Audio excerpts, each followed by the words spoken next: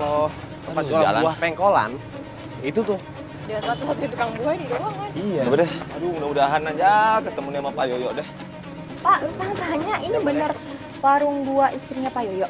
Bukan yang Pak Yoyo mas sana, Pak. Sana di mana? Jual mana, Pak? Jual kelapa mas sana. Oh, jual kelapa itu. Jual kelapa. Kasih, Pak ya. Oh, yaudah. Makasih, Pak ya. Ya, Pak. Yuk. Yang ada kita sepertinya malah dibohongin juga sama warga. Di situ bukan milik Pak Yoyo atau bukan milik istrinya Pak Yoyo. Yang ada istrinya Pak Yoyo ini malah berjualan es kelapa yang tepatnya ada di seberang sana. Ini nggak jadi gini sih. Iya, Bu. Bu. Kita datengin ke situ dengan alasannya kita menyamar seperti pelanggannya di situ. Kita pesen es kelapanya, kita ngobrol-ngobrol sama mbaknya yang ada di situ. Bu, Ibu jualan sini udah lama, Bu? Lama? Ibu ini Yang punya di sini. Pak Yoyo. Kan? Tapi Ibu kenal sama istri Pak Yoyo tuh? Kenal? Oh itu teteh saya. Oh, TTI. Iya. Orangnya ada? Ada. Ntar saya panggilin ya. Iya, iya. Terima kasih ya. Kasih ya, Bu. Dia sangat welcome ke kita, dia sangat baik, sangat bersahabat, dia langsung panggilin. Dia panggilin istrinya Pak Yoyo. Ya, ada apa? Ibu. Kalau Ibu ini istrinya Pak Yoyo? Iya, saya istrinya. Kenapa lagi dengan suami saya? Nggak ada apa-apa sih, Bu. Kita cuman mau ketemu sama Pak Yoyo, Bu. Terus ayah naonnya? Nanya-nanya salaki orang. Jadi gini Bu, kita ngebantuin Sisil karena menurut informasi yang kita dapat Pak Yoyo itu ayah kandungnya Sisil. Jadi mana anaknya Pak Yoyo teh? Pantes Pak Yoyo pinjam uang ke sana ke sini cuma buat cari anak ini. Jadi selama ini Pak Yoyo nyari anaknya. Iya. Saya tuh rugi besar gara-gara Pak Yoyo. Sampai modal saya habis buat cari-cari anaknya. Istri Pak Yoyo makin marah, makin nyolot ke kita. Dia sampai curanmor, dia sampai melakukan kejahatan untuk mencari uang, untuk mencari keberadaan anak kandungnya. Bu, kita cuma mau cari Pak Yoyo, Bu. Iya, Bu. Dengerin dulu penjelasan kita lah, Bu. Ah, iya, jangan ayo. Ayah, aku Sisil.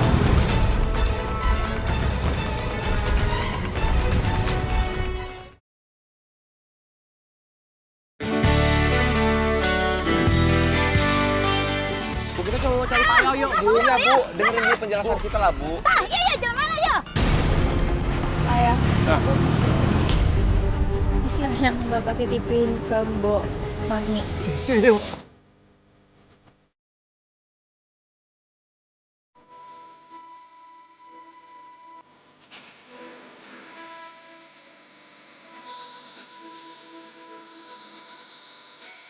Akhirnya ketemulah Pak Yoyo dengan Sisil. Mereka langsung pelukan dan di situ juga suasana sangat terharu banget. Mau ketemu Mama, Pak. Nah, di situ Fiona dan Sisil serta Pak Yoyo ngobrol-ngobrol sampai akhirnya mereka diberitahu bahwa keberadaan ibu kandung Sisil itu ada di Jakarta. Aduh si Kiki teh. Panggil. Hayang nyusul. Lu ngapain nganter-nganter? Ibu tong ngomong sembarangan. Kebayang teh, saya teh geus lama tinggalin budak saya. Dasar genitnya. Mau ketemu lagi sama bininya tuh. Jangukeun Ibu, sama sekali teu kepikir. Ingat Pak, anak kita teh ada 2 kecil-kecil. Bukan hanya karena budak eta teh. Bapak teh mau ngancurin semuanya, gitu. Teu, nya, ayeuna cicing di imah, saya rek nyusul ka. Saya mah teh setuju dah, Bapak. Lamun teh setuju, bubar. Bilang mereka adu mulut sampai bilang kata cerai lah. Tapi karena kita kan juga nggak mau ngerusak rumah tangga orang. Emang kita menemukan anak dan orang tua yang udah terpisah. Tapi kita juga nggak mau ngerusak hubungan yang udah ada. Akhirnya di situ ibunya atau istrinya Pak Yoyo itu luluh dan akhirnya iya, dia setuju Pak Yoyo boleh pergi. Pak Yoyo pergi atas ridho istrinya. Bapak, alasan Bapak dulu tuh kenapa Bapak itu titipkan di Mbok Marni itu kenapa sih Pak? Ya itu semua sih terpaksa Bapak lakuin, Sisil. Dengan keterpaksaan yang Bapak harus lakukan untuk hidup sehari-hari aja susah. Jadi waktu itu Mbok Marni bilang ada orang kaya, katanya udah nikah lama tapi nggak punya anak. Dan Mbok Marni bilang Lebih bagus titipin aja sama orang itu.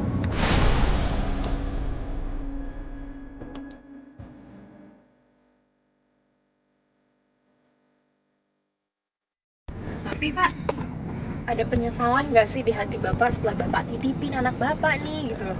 Ya Mbak, mana ada sih orang tua yang nggak nyesel kalau sudah ingat anaknya setiap hari. Terus terang aja, saya justru kayak dihantuin. Perasaan bersalah itu besar.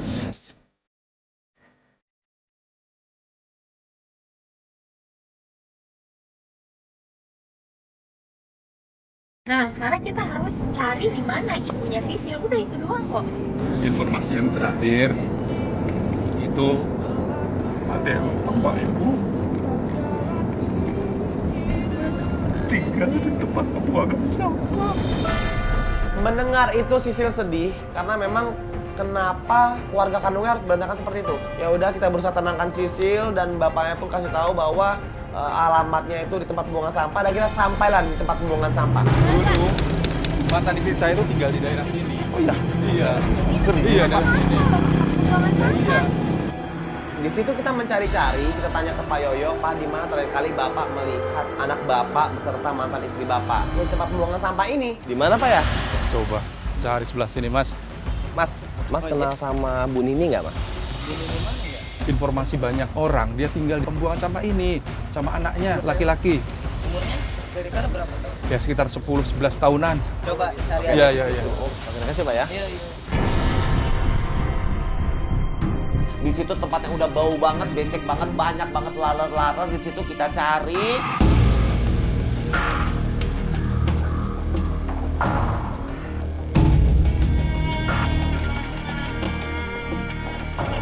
Putra! Putra! Pak. Kenapa sih Pak marah? Putra! Putra! Putra! Putra, kemana Putra? Putra!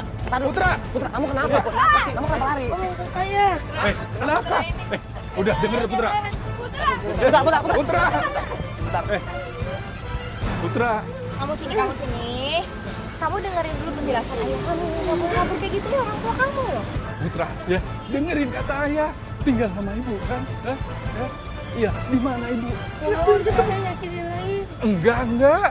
Ayah janji. Ayah mau sayangin Putra sama Papa ibu. jangan dipaksa Papa pelan kalau dia nggak mau. Putra, di mana ibu? Ayo, tolong tunjukin. Ayo. Saya janji ya, nggak bakal nyakitin ibu lagi. Iya, janji. Ayo tunjukin di mana. Putra pun mau nganterin kita ke rumahnya. Mereka tinggal di sebuah gubuk. Kita nyampe di sana udah gelap, ternyata jalan kakinya jauh banget, rada gerimis juga.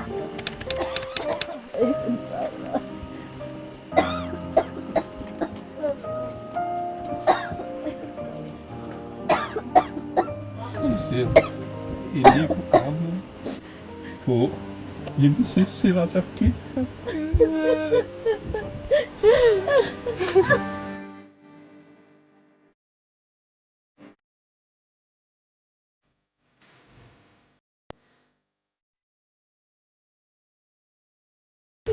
Bu, maafin ya. Enggak, sama sekali nggak berniat seperti ini. Alhamdulillah.